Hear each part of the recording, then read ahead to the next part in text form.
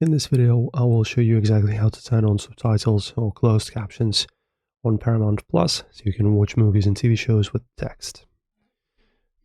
So first up, launch Paramount Plus on your device, whether on phone, tablet, computer, or smart TV.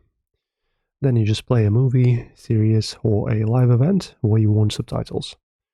They must be turned on during playback. And then while the video is playing, on mobile, tap the screen to bring up the controls. On TV, press the down button or OK select to show options. And on the browser, hover your mouse over the video.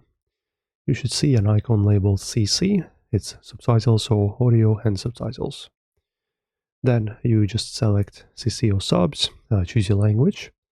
As shown in here, as you can see, American English. Subtitles will appear immediately. If they don't appear, try the next step.